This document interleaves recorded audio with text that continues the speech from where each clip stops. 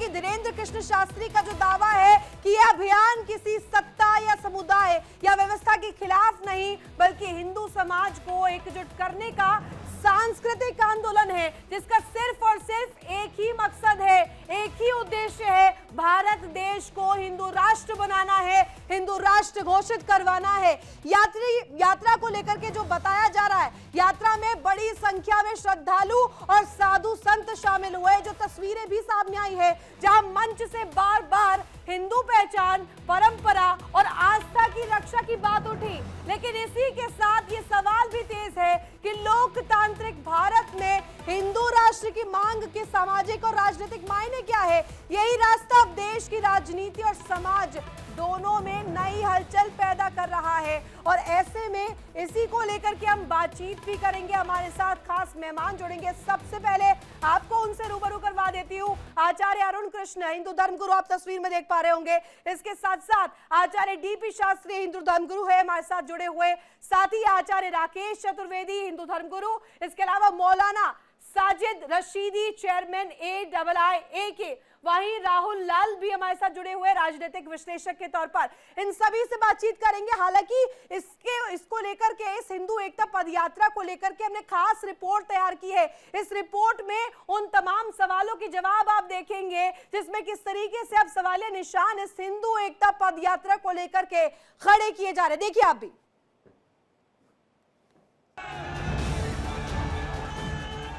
देश में धर्म, राजनीति और समाज के बीच उठ रही बहस के बीच पंडित धीरेन्द्र शास्त्री की पदयात्रा चर्चा का केंद्र बनी हुई है।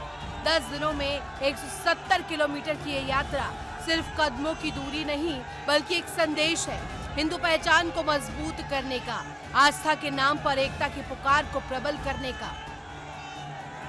अपने हर घर के बाहर जो आप ये धर्म ध्वज लेकर आए हैं, जो लेकर आए वो लेकर जाना, अपने घर पर लगाना और सबको बताना, ये वही धर्म ध्वज है।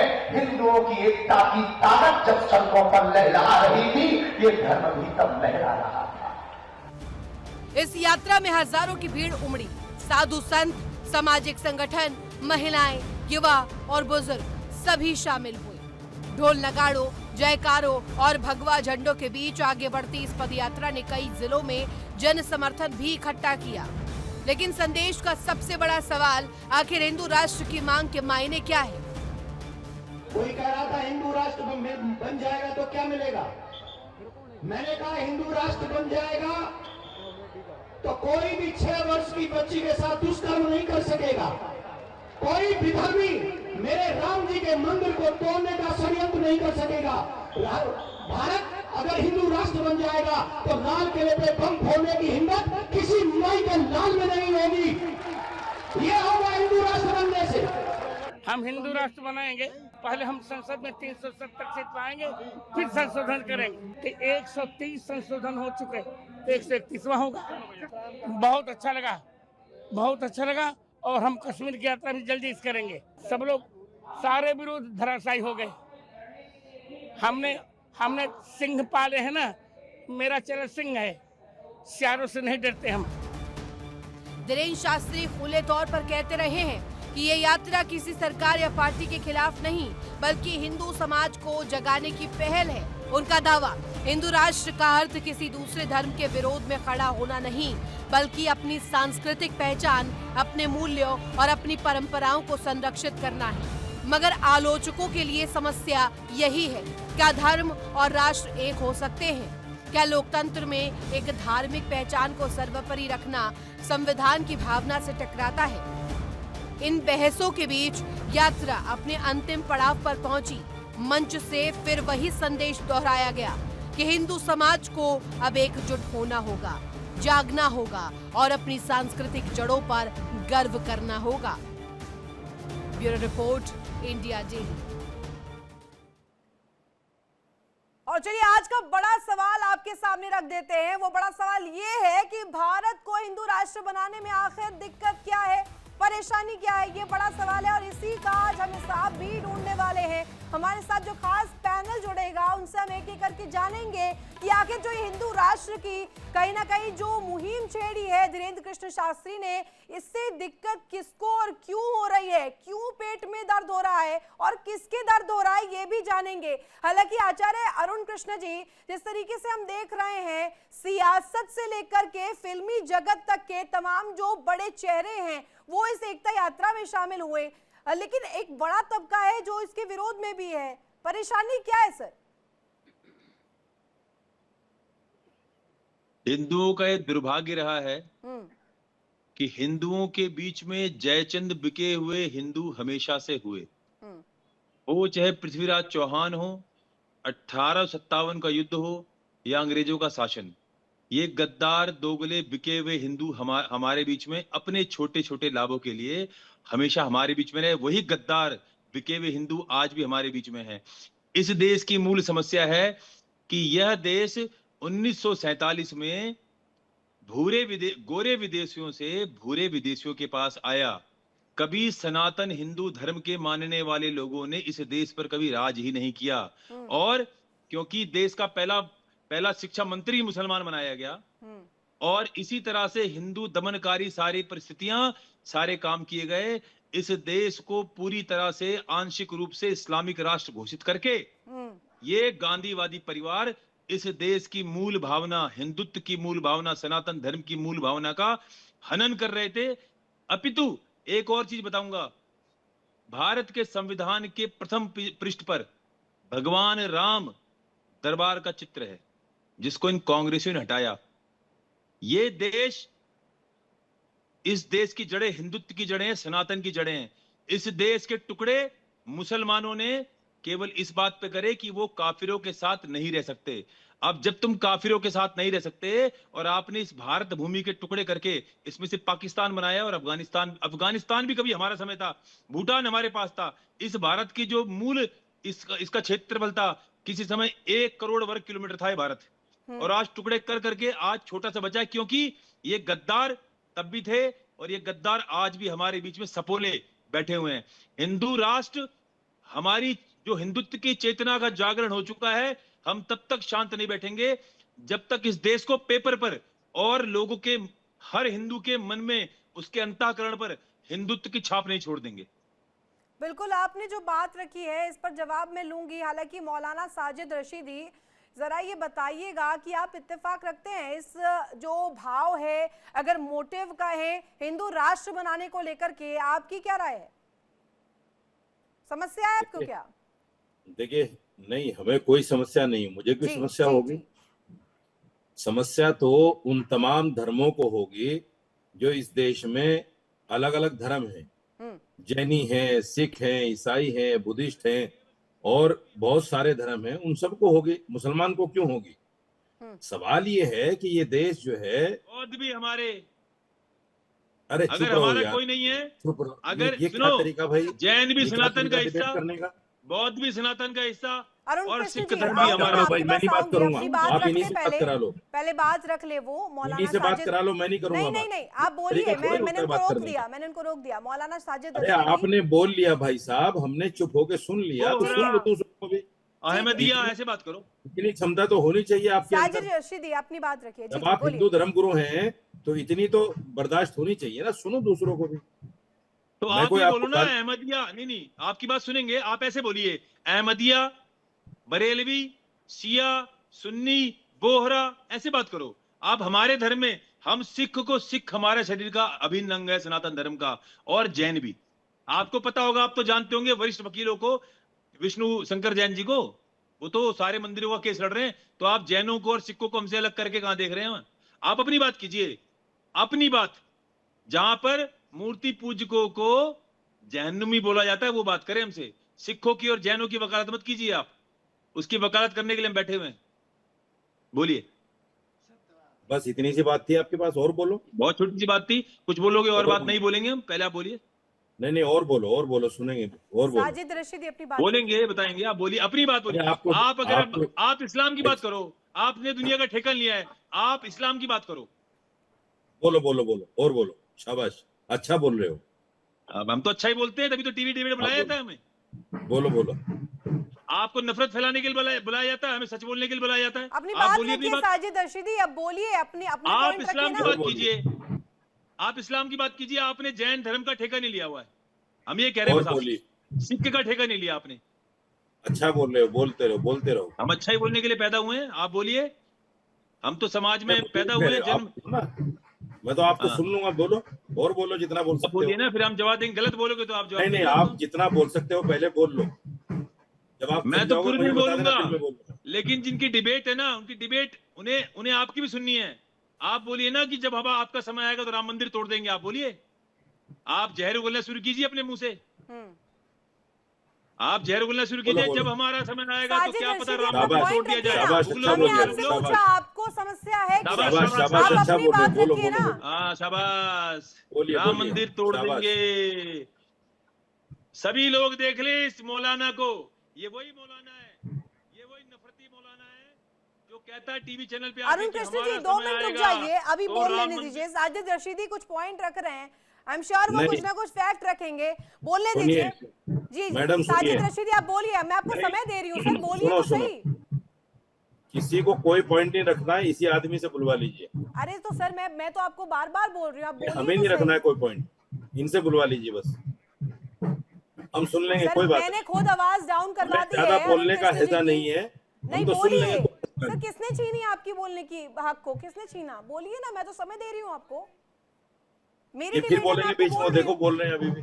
नहीं तो मैंने देखो आवाज अभी डाउन बोल करा रहे हैं। दीजिए, आप बोलिए ना, आप अपनी पॉइंट को रखिए, आप तो लड़ने चलिए, आए हैं ऐसा लग रहा है इस डिबेट आवाज में। डाउन करा दिए तो अब सुनिए, बीच जी में मत इनकी आवाज खोलिएगा। ठीक है, बोलिए। मैं ये कह रहा हूँ कि ये देश जो है संविधान से चलता है, ना तो अच्छा। ये गीता से चलता है ना कुरान से चलता है, हम्म, संविधान से चलता है। और संविधान में इस चीज की कहीं कोई गुंजाइश नहीं है कि कोई आदमी खड़ा होकर ये कहे कि ये देश मुस्लिम राष्ट्र बन जाए, या देश ये सिख राष्ट्र बन जाए, या हिंदू राष्ट्र बन जाए, इसमें किसी की गुंजाइश नहीं है। आपको याद होगा एक ऑर्गेनाइजेशन हुआ करती थी, Islamic movement of India, Simi जिसको बोलते हैं, उस पर बैन इसीलिए लगा कि उसने इस देश को मुस्लिम राष्ट्र बनाने की बात की, उसके सारे लोग जेल में हैं।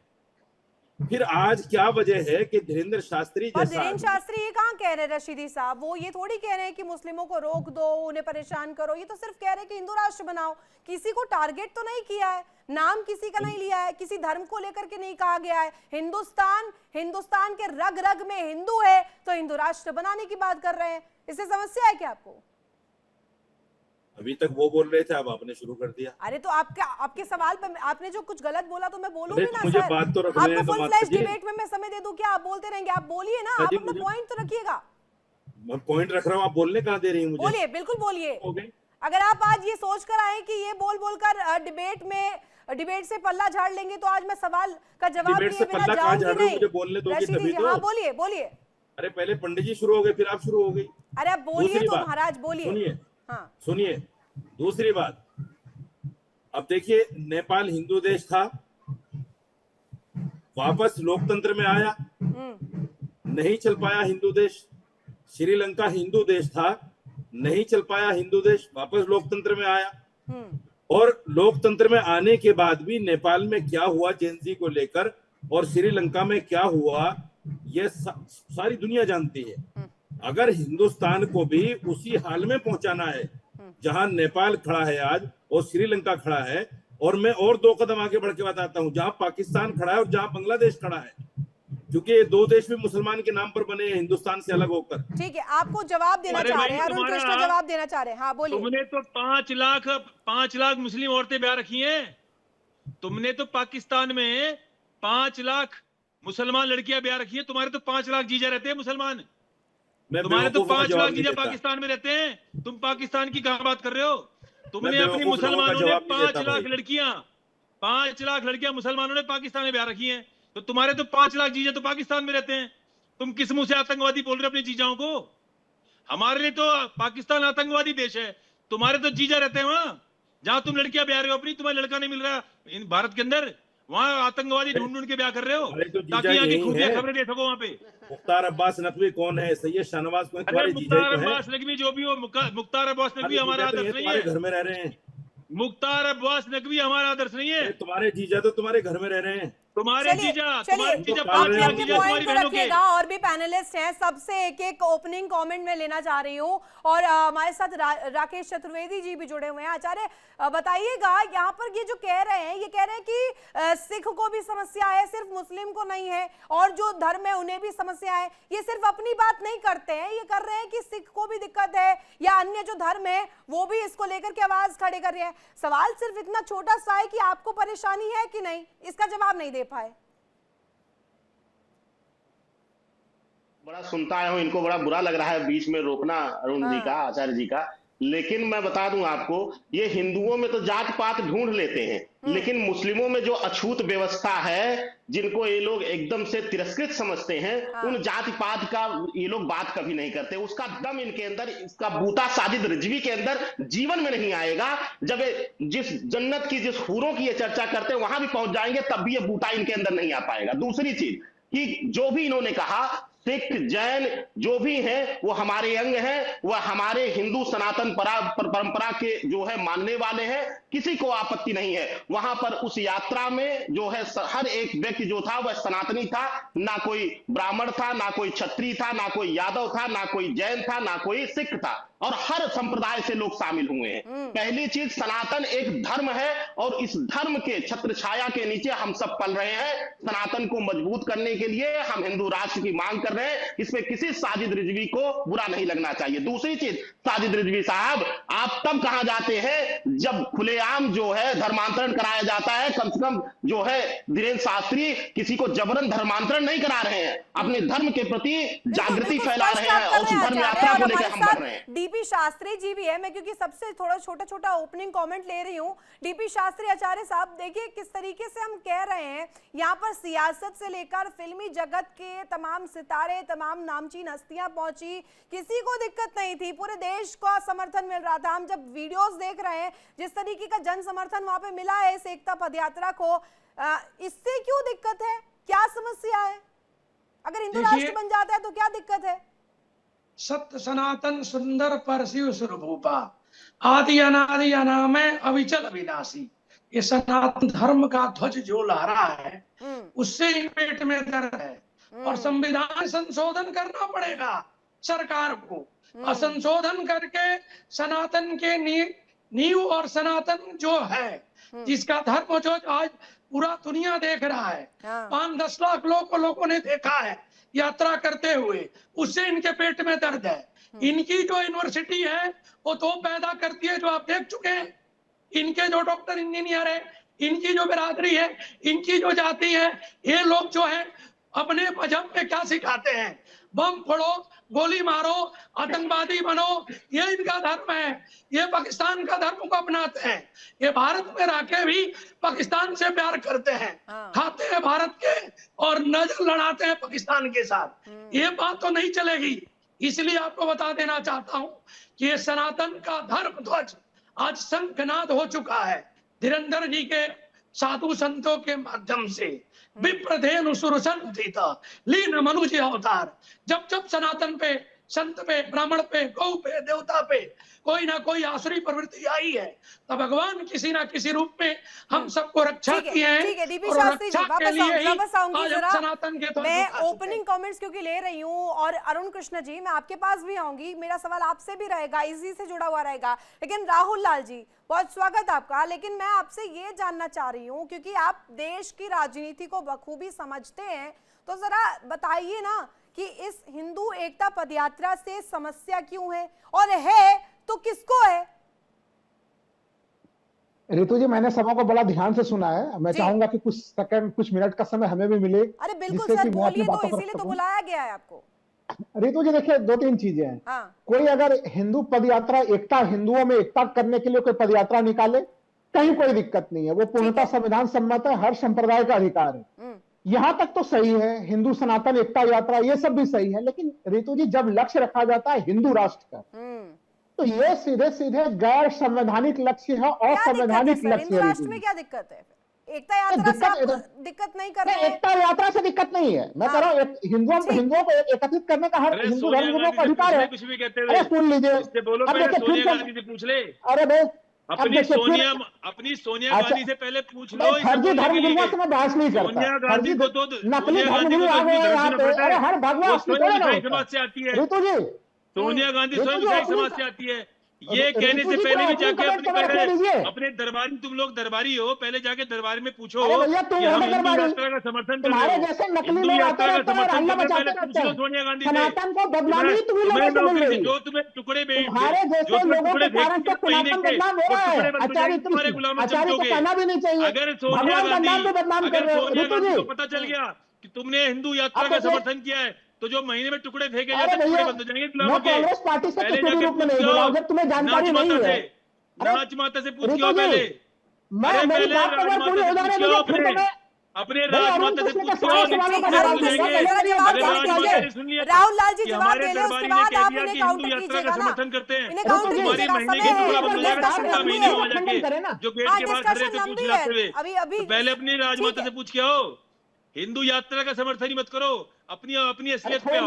ये बोलो कि कृष्ण जी, जरा 2 मिनट रुक जाइए बस। ये मुल्ला राहुल जो बैठा हुआ है, खंडन मुल्ला करना। राहुल से पूछो। नकली इस मुल्ला राहुल साधु, से पूछो। नकली ढोंगी सनातन को ये बदनाम मुल्ला वाले राहुल से साधु पूछो। हो तुम। मुल्ला जो बैठा हुआ है तुम्हारे दरबारी, जैसे ढोंगियों के इस कारण से दरबारी से सनातन बदनाम होता है। बात पूछो। ये जो गुलाम बैठा हुआ है ये मुल्ला अगर दरबारी, सनातन परंपरा में इस तुम मुल्ला विश्वास दरबारी से करते बोलो हो कि अगर तो इसने फिर एक बार भी हिंदू शास्त्रार्थ राष्ट्र के परंपरा में का विश्वास या हिंदू करते। यात्रा का समर्थन किया तो इसकी जो गांधी परिवार है, गुलाम जो बैठा हुआ है ये चमचा की महीने की सैलरी चली जाएगी अगर इसने एक बार ही बोल दिया कि हिंदू यात्रा का समर्थन करता है। तो इस गुलाम चमचे से बोलो मुल्ला राहुल जो बैठा है, इस मुल्ला राहुल को बोलो कि अगर इसने हिंदू यात्रा का समर्थन भी कर दिया तो मुल्ला राहुल को महीने में जो टुकड़ा मिलता है दरवाजे के बाहर से वो गांधी परिवार देना बंद कर देगा।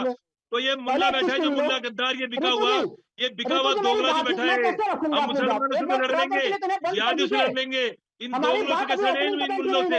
अरे ये जो दोगले बैठे हैं बिके हुए दलाल, बिके हुए अब दोनों ही रुक जाइए, दोनों की बात सुन ली है। अब दोनों ही रुक जाइए, जरा एक एक करके बोलिए पहले तो, क्योंकि जो दर्शक देख रहे हैं उन तक भी पहुंचना चाहिए ना कि आप लड़ेंगे यहाँ पर डिबेट में आके। रुक जाइए 2 मिनट। आचार्य अरुण कृष्णा जी आप जरा रुकिए। मैं चाह रही हूँ कि जरा ये सिंप्लीफाइड वे में बता देना राहुल लाल जी समस्या क्या है। जब ये कह रहे हैं कि हिंदू पद यात्रा से समस्या नहीं है तो हिंदू राष्ट्र से दिक्कत क्यों है और क्या पॉइंटर उन्हें सही नहीं लगा है? राहुल लाल जी बोलिए जरा। शायद कनेक्शन वापस से हमें स्थापित करना पड़ेगा क्योंकि राहुल लाल जी का कनेक्शन कट चुका है। हालांकि देखिए रशीदी जी हमारे साथ जुड़े हुए हैं। रशीदी साहब देखिए, अरुण जिस तरीके से कह रहे हैं आचार्य कि यहाँ पर जो एकता यात्रा है इसकी सख्त जरूरत है। एकता यात्रा और इससे हिंदू राष्ट्र का मंत्र निकलेगा जो कि मांग है हिंदू के। जो लगातार सेंटिमेंट्स की बात की जा रही है, गौ हत्याओं का जिक्र हो रहा है, आपको नहीं लगता कि सही पहल है सर? पहले तो आप इनको लगाम लगाइए। अगर आपको डिबेट करनी है आप डिबेट ही नहीं करा पा रहे। साहब आप इस पे क्यों आ जाते हैं? मैंने चुप करा दिया, आप तो बोलिए ना सर। आपका पॉइंट के लिए मैंने क्लियर नाम बोला है ना। साजिद रशीदी आप ही है ना, आप बोलिए ना। अरे वो तो हिंदू थे, उनको तो बोलने देते। राहुल राज को उनको नहीं बोलने दिया। उनका कनेक्शन कट गया महाराज, इसमें भी आप टोकिएगा क्या? कनेक्शन, नेटवर्क, टेक्नोलॉजी, इन सब चीजों के बारे में जानते बोलने के लिए छोड़ दिया आपने। अब नेटवर्क चला गया, कनेक्शन कट गया तो इसमें भी हमारी गलती है क्या? अब सुन लीजिए, आप जवाब दीजिए अब जरा मौलाना साजिद रशीदी। एक तो बात तमीज से कीजिए। अरे क्या गलत लगा? मैं आपसे बोल रही हूं, जवाब दीजिए, इसमें क्या गलत है? जी बोलिए। हाँ बोलिए। बहुत शांति के साथ बात कीजिए मुझसे, ठीक है?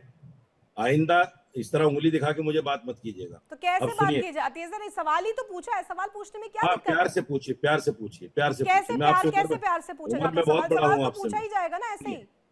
सुनिए सुनिए, बोलिए बोलिए। मैं कुछ नाम पढ़ रहा हूँ। सहदेव सिंह, सुनील कुमार, कुमार विकास, राम सिंह, दीपेश बघेल, परवीन मिश्रा, देविंदर सिंह, पलक मुशीर मसीह, सूरज मसीह, भागचंद, ज्योति मल्होत्रा, मोतीराम जाट, गगनदीप सिंह, सुनीता चमकड़े, इंजीनियर रवि वर्मा, सुनीता सैन यादव, अभिषेक भारद्वाज। एक बहुत लंबी लिस्ट है ये वो नाम है जो पाकिस्तान की आईएसआई के साथ में गलबैया करते हुए अरुण शर्मा जैसे लोग पकड़े गए हैं। पाकिस्तान की आईएसआई के साथ गलबैया कर रहे हैं। ये यहाँ के गद्दार लोग, ये गद्दार बेईमान लोग अच्छा हिंदुस्तान में बैठ के पाकिस्तान के साथ गलबैया कर रहे हैं। और इनमें 80% लोग वो हैं जिनकी 1-1, 2-2 लाख रुपए तनख्वाह है। मैं गिनवाऊं सर, मैं गिनवाऊं मुलाजिम नाम। है, सरकारी मुलाजिम है। ये गद्दार यहाँ बैठकर खाते अरे यहाँ की महाराज हैं। मैं नाम गिनवाऊं, और रशीदी साहब, पाकिस्तान की। डॉक्टर मुजम्मिल, डॉक्टर उमर नबी, अब गिनवाऊं सर मैं, शाहीन शाहिद, और नाम गिनवाऊं आदिल। अभी दिल्ली ब्लास्ट की बात करें, ज्यादा दूर जा भी नहीं रही हूँ, ये 5-6 नाम आपको बता दिए मैंने। अब बताइए, आपने एक केस उठाकर देख लिया, मैं 10 केस गिन दूंगी आपको। ये तमाम नाम आप जो गिनवा रहे हैं ना, ये भी गिनवा दूंगी। अच्छा सुनिए, हाँ, दिल्ली ब्लास्ट के अंदर ही जिसकी गाड़ी थी उसका नाम है देविंदर। अच्छा, इसमें 4 लोग और हैं, दिनेश है, सोनू है। फैक्ट चेक करते हैं आप? अरे सुन तो लीजिए मैडम जी, बताइए ना, जी बताइए। डिबेट ऐसे नहीं होती, गलत सुनिए। तथ्य रखेंगे तो मैं टोकूंगी सर। तथ्य गलत है। तथ्य रखा, हाँ आपने गलत तथ्य रखा है। अगर मेरे तथ्य गलत है तो प्रमाण दीजिए सर, इस बात का प्रमाण दीजिए, आपके पास है प्रमाण, दीजिए।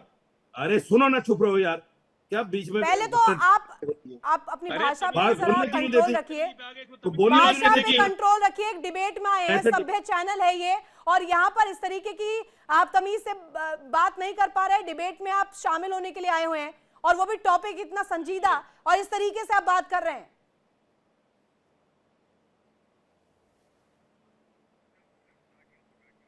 तो देखिए, रशीदी साहब जो जुड़े हुए हैं हमारे साथ और इस तरीके की बात कर रहे हैं, और लगातार जिस तरीके से बेहूदगी के साथ ये जो आप भाषा इस्तेमाल कर रहे हैं ना सर, इस तरीके से डिबेट नहीं होती है। इस तरीके से आप डिबेट में जाइएगा भी मत। हमारे साथ जो पैनल बड़ा जुड़ा हुआ है उनका रुख करते हैं, क्योंकि साजिद रशीदी के पास कोई पॉइंट नहीं है। फैक्ट चेक करने के लिए बोला जाए तो कहा जाता है कि जो ड्राइवर था वो हिंदू था। बताइए ना, प्रमाण दे दीजिए। रहकर इतनी गंदी भाषा का इस्तेमाल करना, तभी तो प्रमाण दूंगा, खामोश तो रहो। अरे तो शब्द का इस्तेमाल होकर सुनिए तो सही। ये भी तो सभ्यता ही है ना। सभ्य चैनल पे आकर सुनेंगे तभी तो प्रमाण दूंगा। जब आप बोलने नहीं देंगे किसी को तो प्रमाण कौन दे देगा? तो ऐसे बात करेंगे आप ऐसे बात करेंगे एक डिबेट पर आकर? 20 साल हो गए डिबेट में बैठते हुए, आपकी एज ही 25 साल की होगी। ठीक है, अब आपकी बात मैंने सुन ली, 20 साल से डिबेट में बैठ रहा हूं। आप इधर उधर खाली गोलमोल करने आए हैं। अरुण कृष्ण जी, जवाब दीजिए जरा इन्हें। ये आप होस्ट के ऊपर ही उतर के चले आते हैं। पहली बात तो आपको ना, अगर आपको अपने बड़े होने का लिहाज करना है तो पहले तो महिला से बात कैसे करते हैं ये सीख के आओ। आप कैसे बात कर रहे हो यार करके महिला से? ये तरीका आपको बात करने का किसी महिला से? ये आपके घरों में आपकी माँ बहनों से आप ऐसे बात करते होगे, अरे यार करके? हमारे घर की हिंदू स्त्री है वो, जरा सम्मान से बात करो साजिद रशीदी। और आपको अगर 20 साल का अनुभव हो गया है बात करने का, तो हमने आपको ऑस्कर अवार्ड देंगे इसके लिए। पत्थरबाजी का कोई अवार्ड मिलता होगा दे देंगे आपको। पहले तो महिला से बात कैसे करते हो वो तरीका सीखो। अपने घर में खातूनों से बात करते हो इस तरह?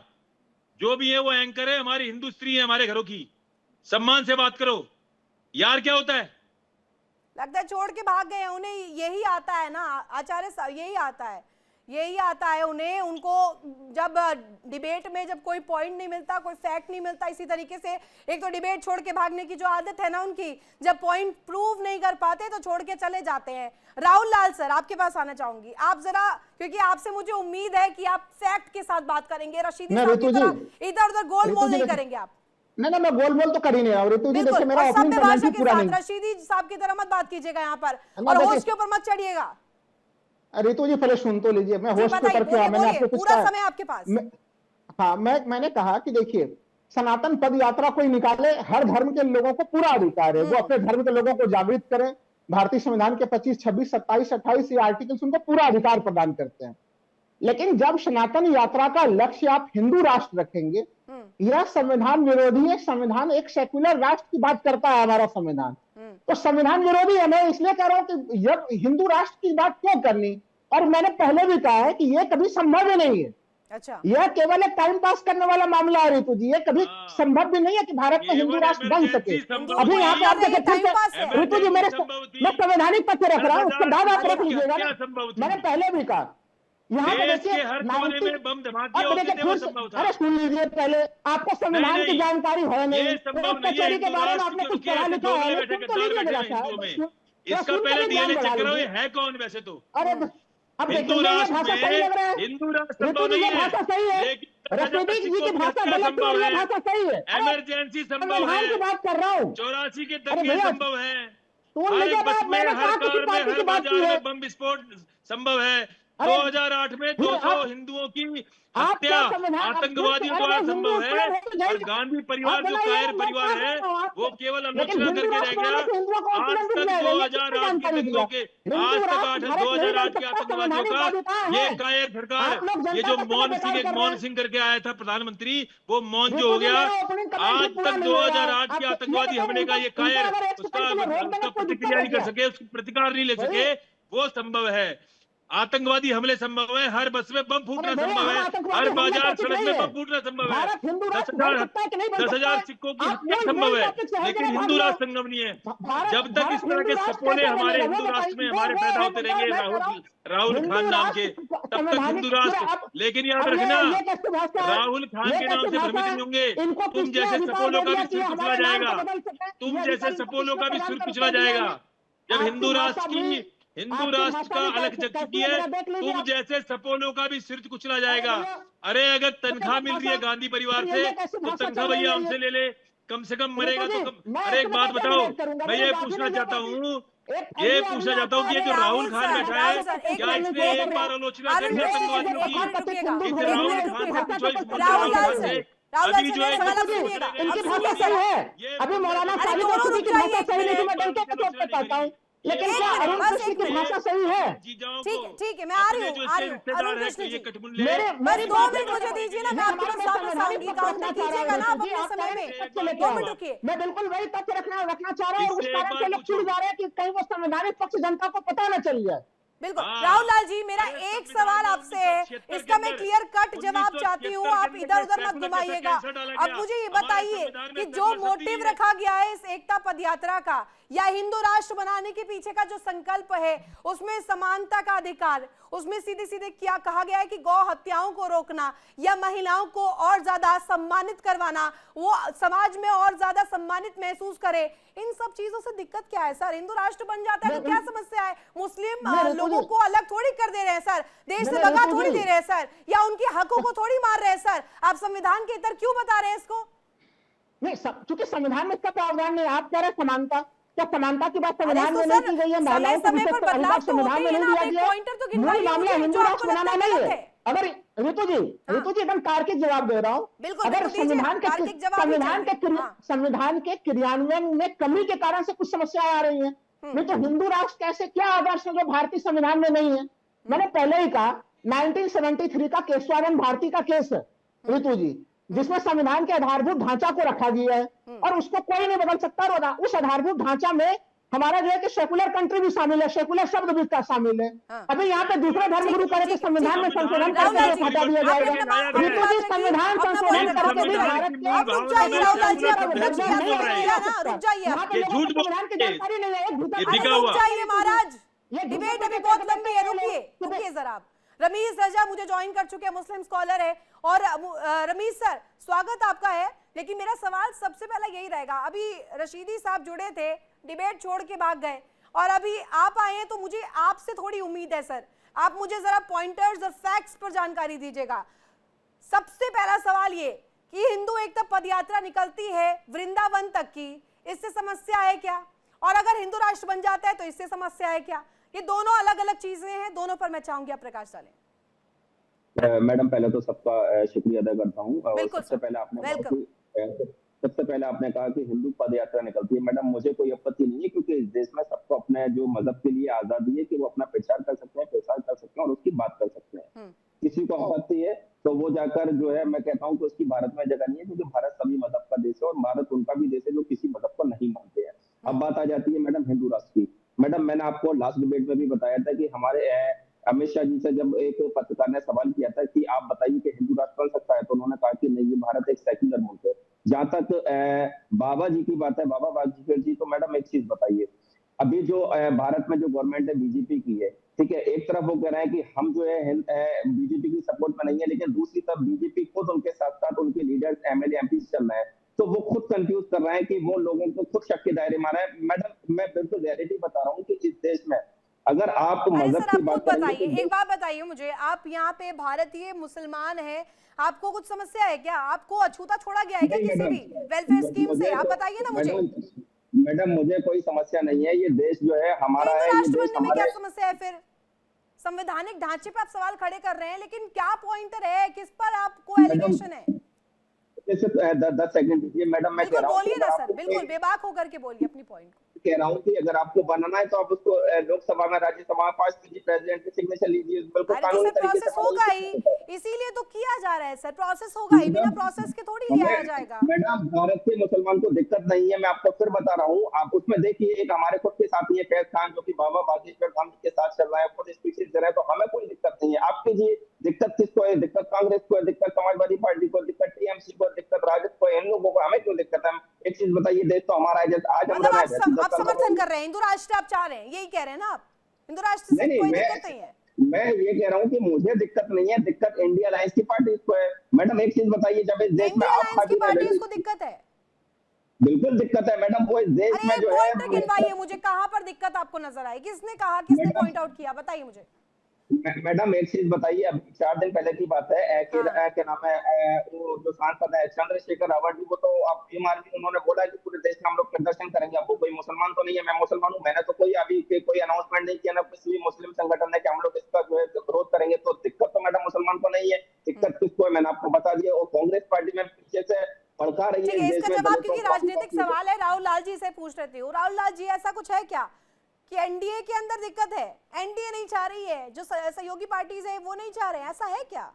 ये तो धर्म का टॉपिक है। नहीं देखिए, अमित शाह जी का भी बयान इन्होंने बताया ही, तो ये तो फिर भारतीय जनता पार्टी का भी अगर हम लोग देखें, देखिए मुख्यमंत्री योगी आदित्यनाथ को छोड़ दीजिए, वो उन्होंने हिंदू राष्ट्र का कई बार नाम लिया है, लेकिन भारतीय जनता पार्टी प्रचंड बहुमत के साथ रही है। देखिए रितु जी, मैं इसलिए कोर मामले पे बता रहा हूँ, देखिए इसको यहाँ पे जरूर जो है कि ये बाबा बागेश्वर यात्रा निकाल रहे हैं हिंदू राष्ट्र के नाम पे, लेकिन आपने बोला कि प्रोसेस पूरा करके होगा, तो हम लोग को समझना पड़ेगा कि प्रोसेस क्या है। संविधान संशोधन की एक सामान्य प्रक्रिया और एक संविधान संशोधन कहाँ पे नहीं हो सकता है। तो आपने तो मैं बार बार रख रहा हूँ, आपने तो यही पॉइंट कहा ना राहुल लाल जी, आपने कहा कि संविधान के इतर है, संविधान के साथ तालमेल नहीं बैठता है इसका। वही तो मैं अभी भी कह रहा हूँ कि संविधान संशोधन कैसे कर सकते हैं सर? आपने कहा प्रोसेस होगा, मैंने भी वही कहा प्रोसेस होगा। हिंदू राष्ट्र ऐसे थोड़ी कह रहे कल कूट कर हिंदू राष्ट्र बन जाएगा, इस पर पूरा विचार होगा, विमर्श होगा सर। अभी तो सिर्फ पहल है, इसके बाद भी रास्ता नहीं है ना। मैं यही तो कह रहा हूँ, आधारभूत ढांचा का सिद्धांत सुप्रीम कोर्ट ने दिया है 1973 में। ठीक उस फैसले को कोई भी पढ़ रहे, अरुण कृष्ण जी जवाब देना चाह रहे हैं, बोलिए। फैसला है वो सबसे ज्यादा 13 सदस्यीय संविधान पीठ का, और हमारे इस स्तर का आचार्य कृष्ण जी बोलना चाह रहे हैं, कुछ बोलिए। अरे आपका नाम अरुण कृष्ण नहीं, भाई चुप हो जाओ। पहली बात तो, अरे भैया आपका नाम अरुण कृष्ण नहीं है। सबसे महत्वपूर्ण चीज, आप अगर सबसे पहली बात, सर्वप्रथम संविधान की मूल भावना में कोई सेकुलर नाम का शब्द नहीं है। मेरी आवाज सुन रही हैं आप? डिस्टर्बेंस नहीं हुआ। आप मेरी आवाज सुन रही हैं? जी, आप मेरी आवाज सुन सकते हैं स्पष्ट? क्या आप मुझे सुन सकते हैं? जी, क्या आप मुझे सुन सकते हैं स्पष्ट? हाँ जी बोलिए ना, आपकी आवाज बाबुलंद आ रही है। प्रथम, संविधान की मूल भावना में कोई सेकुलर शब्द नहीं है, जिसको ये धर्मनिरपेक्ष कहते हैं। एक मिनट, धर्मनिरपेक्ष का मतलब होता है जिसका कोई धर्म नहीं है। इस देश की भूमि का धर्म है वैदिक सनातन धर्म। तो ये जिस गांधी परिवार ने संविधान में 130 से अधिक संशोधन करे, उसका गुलाम बैठ के यहाँ पर धर्मपरी कह रहा है कि संविधान में कोई संशोधन नहीं हो सकता। संविधान में पहले ही 130 संशोधन हो चुके हैं। जब 130 संशोधन नहीं, संविधान की मूल आत्मा का हनन अगर किसी ने किया है तो गांधी परिवार ने किया है। सायरा बानो केस में सुप्रीम कोर्ट को दबाकर सायरा बानो के विपक्ष में राजीव गांधी ने एक निर्णय दिया, और संविधान की मूल भावना में संविधान में 130 से अधिक बार इसी गांधी परिवार ने उसको तोड़ा मरोड़ा संविधान को, और उसके अंदर मुसलमानों को करने के लिए सेकुलर शब्द होता है। सेकुलर शब्द का अर्थ होता है धर्मनिरपेक्ष, अर्थात जिस राष्ट्र का कोई धर्म ही ना हो। इस राष्ट्र का एक धर्म है सनातन वैदिक धर्म, और जिन मुसलमानों ने, सुन लीजिए, धर्मनिरपेक्ष का मतलब होता है ऐसी जगह, ऐसा स्थान जिसका निरपेक्ष, धर्म निरपेक्ष, जिसका कोई धर्म ही ना हो। इससे बड़ी कोई, इससे बड़ा धर्म कोई नहीं था। देश का धर्म है वैदिक सनातन धर्म। ये जो बिकावत धर्मारी है कांग्रेस का, ये बिका हुआ दरबारी कभी सच नहीं बोलेगा। फिर तो 130 ये भाषा सही है रे तुझे। संविधान ये की मूल भाषा का भावना जो से प्रयोग हो रहा है वो छेड़खानी सही करी भाषा गई है। है, उसी कि के दूसरों अनुसार को इस भाषा का देश में ज्ञान दिया इमरजेंसी जाएगा। लगाई गई। लेकिन एक इस तथाकथित देश में हिंदू धर्म तो देखिए डीपी शास्त्री सर भी हमारे साथ जुड़े हुए हैं। आचार्य साहब देखिए, ये दोनों जो लड़ाई हो रही है, ये जो झगड़ा कर रहे हैं डिबेट में आकर के इस तरीके से, ये पॉइंटर जो है हिंदू राष्ट्र को लेकर के है। हिंदू राष्ट्र पे सारी दिक्कतें होनी शुरू हो जाती है। अगर हम अनुच्छेद 25 में जिसका जिक्र भी कर रही थी, जो फैक्ट मैं प्रेजेंट करना चाह रही थी, वो मैं रख ही देती हूँ। अब जरा यहाँ पर बात की गई उन अनुच्छेद 25 की हम बात करें, सभी व्यक्तियों को विवेक की स्वतंत्रता और किसी भी धर्म को मानने, अभ्यास करने और प्रचार करने का अधिकार होता है। तो प्रचार कर रहे हैं, हिंदू राष्ट्र बनवाना चाहते हैं। धीरेन्द्र कृष्ण शास्त्री, समस्या क्या है इसमें? देखिए, भारत हिंदू राष्ट्र ही हाँ था भी और रहेगा भी। उस संविधान में भगवान का फोटो लगा, राम के फोटो लगा, कृष्ण का फोटो लगा। राम थे ना, राम कृष्ण का ही देश है।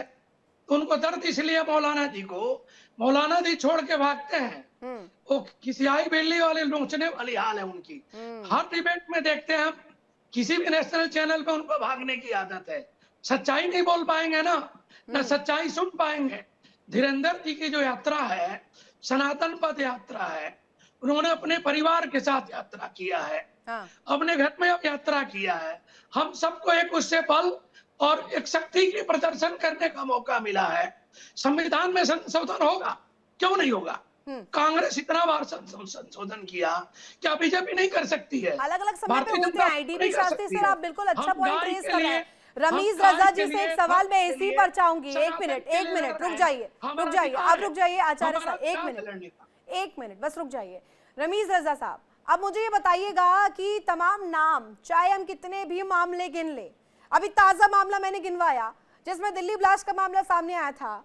रमीज रजा साहब, आप उन्हें कैसे डिफेंड करेंगे? तमाम नाम मैं गिनवा देती हूँ, आपके सामने रख देती हूँ। मुजम्मिल है ना, शाहिद शाहीन है ना, और इसके अलावा आदिल, और नाम मैं गिनवाऊं सर? ये सारे मामले जो सामने आ रहे हैं, ये दिखा रहे हैं ना कि ये जो केसेस सामने आ रहे हैं, ये प्रमाण दे रहे हैं कि ज्यादा से ज्यादा इसी तरीके की जो हरकतें हैं जिसकी वजह से हिंदू राष्ट्र की जरूरत है। धीरेन्द्र शास्त्री, फिर कहाँ गलत है? नहीं मैडम, अभी जो आपने नाम गिनाए वो सिर्फ एक कम्युनिटी के थे, लेकिन इस देश में सभी मजहब के लोग रहते हैं और सभी मजहब के लोग कहीं ना कहीं अपराध करते हैं। तो अगर आप 4 नाम लेंगे तो फिर आप मैडम अगर फिर मैं भी आपको, मेरे पास भी एक बहुत बड़ी 500 पेजेस की लिस्ट है, तो उसका कोई मतलब नहीं है। मैं ये चाहता हूँ कि इस देश में अगर कोई गैर कानूनी काम करता है, आप उस पर कानूनी कार्रवाई कीजिए, जेल में डालिए। पर जाजा के नाम फिर ऐसे क्यों निकलते हैं? यही तो सवाल है। जाजा के क्यों कोई खान या आदिल या इसी तरीके से निकल जाता है व्यक्ति जो इन तरीके की केसेस में मिलता है? क्यों ऐसा होता है? हिंदू राष्ट्र तभी तो बनवाने की मांग उठ रही है ना सर, रमीज रजा साहब। मैडम अगर फिर मैं कहूंगा कि देखिए फिर आप कहेंगे कि वहां चले गए। मैडम एक चीज बताइए, अभी जब हमारे यहाँ पहलगाम हुआ, हमारी 26 बहनों का सिंदूर उगड़ गया, किसने? अब आपने देखा हमारी एजेंसी ने किसका नाम लिया? जो हमारे हरियाणा की यूट्यूबर, मैं नाम भी नहीं लेना चाह रहा, पर मैं कहूंगा किस मदद की है। तो मजहब को टारगेट मत कीजिए इंसान की आड़ में, आप इंसान पर टारगेट ठीक है, मजहब को मैं टारगेट नहीं करती हूँ, लेकिन मैं अब एक और सवाल इसी के बाद, क्योंकि ये कहा जा रहा है सामाजिक समरसता को बनाने के लिए हिंदू राष्ट्र जरूरी है। जो धीरेन्द्र कृष्ण शास्त्री ने 10 पॉइंटर्स रखे, हम लगातार दर्शकों को दिखा रहे हैं। यमुना शुद्धिकरण उसमें रखा गया है, भारत हिंदू राष्ट्र है दूसरा पॉइंटर, मैं साथ के साथ पढ़ के सुना रही हूँ। गौ माता राष्ट्र माता बने, ये पॉइंटर रखा गया है। चौथा पॉइंटर भी बता दूं, मथुरा में भव्य मंदिर बने, गौमांस बंद किया जाए, मांस मंदिरा बंद हो, कृष्ण जन्मभूमि पर मंदिर को लेकर के बात, धर्मांतरण पर लगाम। ये तमाम पॉइंटर्स आपको नहीं समझ में आ रहे क्या सर? ये कहां से लग रहा है कि मुस्लिम से इतर होकर के बनाया जा रहा है, मुस्लिम विरोधी है? हिंदू राष्ट्र की बात हो रही है ना सर, ये तो शुरुआत से ही है। हिंदुस्तान हिंदू राष्ट्र है, रहा था और रहेगा सर, इसमें कौन सी दो राय है?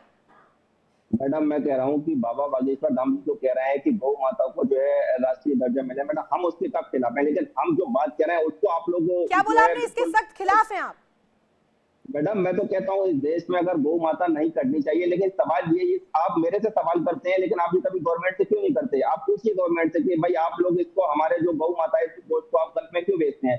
कभी अमित शाह जी को बुलाइए मैडम, उससे सवाल कीजिए। आप मुझे पकड़ लेते हैं, मेरा गिरबान पकड़ लेते हैं मैडम, मुझे गाय से क्या अरे क्योंकि सवाल तो आप ही बनवाते हैं ना, ये जो निकलती है, कहा जाता है ये जो बीज निकल रहा है ये बीज आप ही लोगों की तरफ से तो निकलता है, उसके बाद ये मुद्दा दूसरे तक प्रोपलेट होता है, आगे लोग पिकअप करते हैं और आप लोग जो है लगातार इसी तरीके से ब्लफ करने की कोशिश करते हैं। जो मुसलमान अपने हितों के लिए और खुश है भारत में, उन्हें ब्लफ करते हैं, उन्हें मैनिपुलेट करते हैं, तभी जाकर ना ये सवाल उठता है। ये बीज तो आप ही लोग रख रहे हैं ना सर, आप लोग जाके समझाइए कि हिंदू राष्ट्र से कोई समस्या नहीं है, मुस्लिमों को नहीं हटाया जाएगा, मुस्लिमों को कोई समस्या नहीं होगी, आपने तो इसे मुस्लिम सेंट्रिक ही बना दिया है। मैडम मैं कह रहा हूँ, ये देखिए सर आप वही बात आ जाती है। मैं कह रहा हूँ ये बात आप कांग्रेस के लीडर को बोल के बोलिए, मैं इस देश का कोई ना नेता हूँ ना मैडम, मैं कोई गवर्नमेंट में हूँ। आप अमित शाह जी को बुलाइए, प्राइम मिनिस्टर को बुलाइए, राहुल गांधी जी को बुलाइए, अखिलेश यादव को बुलाइए, इन लोगों को दिक्कत है, मुझे दिक्कत थोड़ी है, बना दीजिए। सब अपनी अपनी जगह पे चर्चा कर रहे हैं, सब अपनी अपनी जहां जिस ओहदे पर है वो इस बात को लेकर के एनालिसिस कर रहे हैं, और अभी कोई ये थोड़ी कह रहा है कि आज तारीख जो है अगली तारीख पे आप उठेंगे तो हिंदू राष्ट्र होगा। लेकिन आप ये भी डिनाई नहीं कर सकते कि जो इतिहास है वो हिंदू राष्ट्र का ही है, भारत का, ये हिंदुस्तान है, हिंदुओं की भूमि है और ऐसी ही रहेगी। आचार्य अरुण कृष्ण कुछ कहना चाह रहे हैं, जी सर बोलिएगा।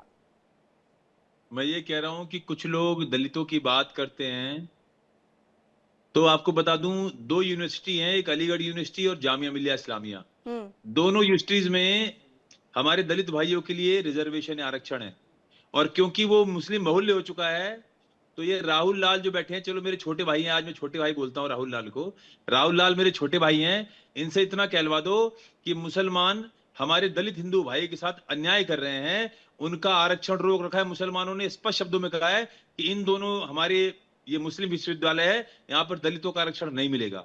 दूसरी बात, बड़े ही दुख की बात है कि राहुल लाल ने एक बार भी, और ये जो भाई बैठा है मेरा, ये मुस्लिम स्कॉलर जिसका नाम है अजीम रजा, एक बार भी उन डॉक्टरों को जिसको इस भारत सरकार ने, कर लीजिए रमीज रजा जी, एक बार भी मैंने किसी मुस्लिम को इस चैनल पे आके बोलते नहीं देखा कि ये जो 7, 10, 20 जितने भी ये डॉक्टर पकड़े जा रहे हैं मुसलमान, पूरी की पूरी यूनिवर्सिटी आतंकवाद में शामिल है, और भारत सरकार देखिए उनको शिक्षा दे रही है, उनको एमबीबीएस करवा रही है, उनको समान अधिकार देके जैसे बाकी धर्मों को मिलता है, समान अधिकार देके डॉक्टर बना रही है। और देखो, अगर आप कुत्ते को 2 रोटी खिला दो ना अपने घर के सामने, तो वो भी आपका वफादार होगा।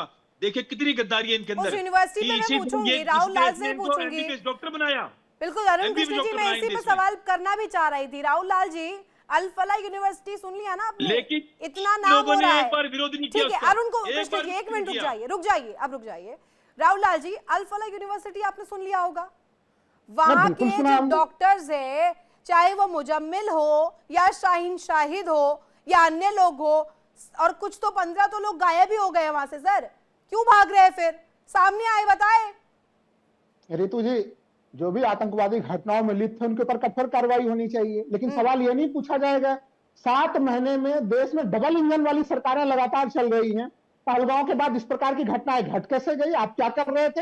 अरे लोगों ने तो यही सनातन के रक्षा वाले लोगों को ही चुना था, प्रधानमंत्री वही है, राष्ट्रपति वही है, गृह मंत्री वही है, फिर भी यह घटना घट रही। इसका मतलब मैं बार बार कह रहा हूं, हिंदू राष्ट्र इन मामलों का समाधान नहीं है रितु जी, इन मामलों का समाधान है हमारे वर्तमान संविधान का समुचित ढंग से क्रियान्वयन होना। हमारे संविधान का क्रियान्वयन नहीं हो रहा है। अभी आपने अनुच्छेद 25 को पढ़ा, बिल्कुल सहमत हूं। अनुच्छेद 26 में भी उसी प्रकार के प्रावधान है रितु जी, 27 में भी उसी प्रकार के प्रावधान है सर, समय समय पर बदलाव हुए हैं सर, इस बात से आप रितु जी सुन तो लीजिए। मैं कह रहा हूँ हर धर्म के लोगों को अपने धर्म का प्रचार करने का पूरा हक है।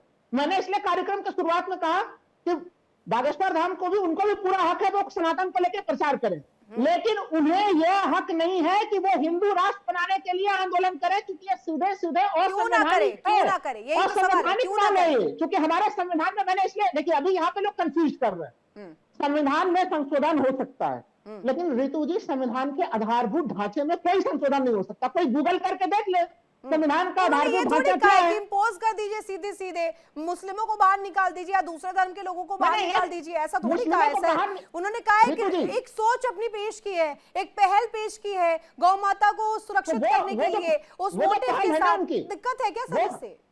नहीं, वो बिल्कुल दिक्कत है, वो संवैधानिक पहल है उनकी, पहल में बिल्कुल संविधान के दृष्टि से सुसंगत नहीं। अभी यहाँ पे एक तथ्य और रखा गया, तो संविधान के पहले पेज पर भगवान राम की तस्वीर थी, बिल्कुल सही है, लेकिन वो तथ्य रखने वाले दूसरा तथ्य नहीं रखते। उसी संविधान में जिसमें पहले राम दरबार की तस्वीर थी, उसमें जो है कि गुरु गोविंद सिंह की भी तस्वीर थी, उसमें अकबर की भी तस्वीर थी, उसमें कई लोगों की तस्वीरें लगी हुई थी। एक छोटा सा जवाब जानकारी मत दीजिए संविधान को लेकर। एक मिनट, एक छोटा सा जवाब। बटेंगे तो कटेंगे, मुख्यमंत्री योगी आदित्यनाथ ने ये कहा था, इससे आप इत्तेफाक रखते हैं या नहीं रखते? नहीं, ये बिल्कुल, ये सारे जो स्लोगन्स हैं वो हमारे संविधान के मूलभूत मर्यादाओं के विपरीत है ऋतु जी। हम बटेंगे कटेंगे नहीं, कैसे गलत हमें हिंदू मुस्लिम सिख ईसाई सबों को एकजुट रहने वाली स्थिति बनानी पड़ेगी ऋतु जी। कैसे वही पूछ रही हूँ, कैसे? हम सबों को आपस में समाज में भाईचारा बना के रहना पड़ेगा। एकता की भावना तो संविधान भी सिखाता है ना, एक रहिए, एक पूरा देश है, यूनिटी रखिए, जैसा अंग्रेजों से कटे थे। हिंदू मुस्लिम सिख ईसाई सब मिलकर एक रहे, ये बात है उसमें। वो तो जिस संदर्भ में एक बात कर रहे हैं वो केवल सनातन के बारे में एकता की बात कर रहे हैं, और उसमें भी ठीक है। इस पर जवाब डीपी शास्त्री जी देंगे। डीपी शास्त्री जी जरा स्क्रीन पर लाइए उनको। डीपी शास्त्री जी जवाब दीजिए। कह रहे कि बटेंगे तो कटेंगे, ये भी गलत है, ये भी संविधान से तर है। ये इनको सत्य बात बोल ही नहीं सकते, ना सुन सकते। हम कह रहे हैं कि संविधान में राम का फोटो कृष्ण का था, तो हिंदू राष्ट्र पहले भी था, बिल्कुल था। आपके पेट में दर्द इसलिए है, आपके नाम आगे जो है ना मौलवी लगना चाहिए।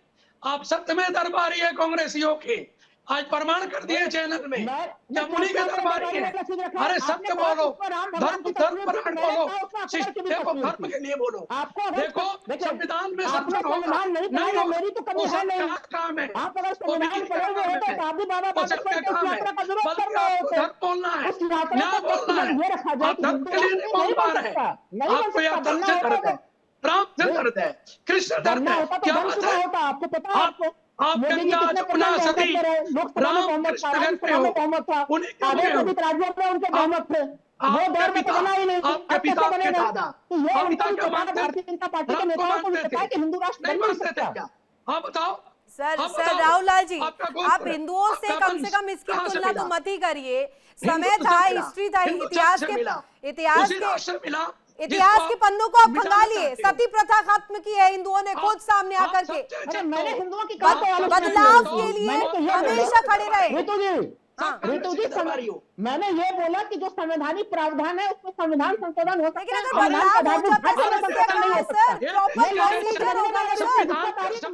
सकता है। बिल्कुल इस संविधान को समझने के लिए तैयार नहीं है। भारतीय व्यवस्था में क्या घटनाएं घट सकती है मानने के लिए तैयार हम भी लड़ेंगे, हमारा वंश भी लड़ेगा, हम छोड़ेंगे नहीं।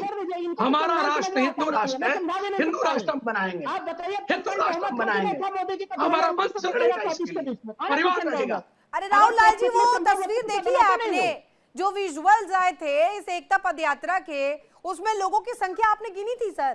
कितनी की संख्या थी वहां पर? ऋतु जी, लोगों की काफी पर्याप्त संख्या है, ठीक है, बहुत लोग आस्था के साथ जा रहे हैं, लेकिन मैं कह रहा हूँ सनातन के एकता के लिए हो रहा है, उसका भी स्वागत योग्य कदम है। केवल हिंदू राष्ट्र वाला जो शब्द है वह आपत्तिजनक शब्द है। लोग आए होंगे तो हिंदू राष्ट्र के भावना को समर्थन देते हुए आए होंगे ना। इतने लोग अपने काम से छोड़ करके, अपने कामों को रोक करके वहां पर इस एकता यात्रा पर शामिल होते हैं, इसका भी तो अर्थ यही है ना कि उनका समर्थन है। ऋतु जी, अगर एक गलत डिमांड के लिए बहुत सारे लोग आ जाए तो वो गलत डिमांड तो पूरा नहीं होगा। मैंने पहले ही कहा कि संविधान राइट डिमांड क्या है आपके अकॉर्डिंग? राइट डिमांड क्या है? If this is wrong, what's right?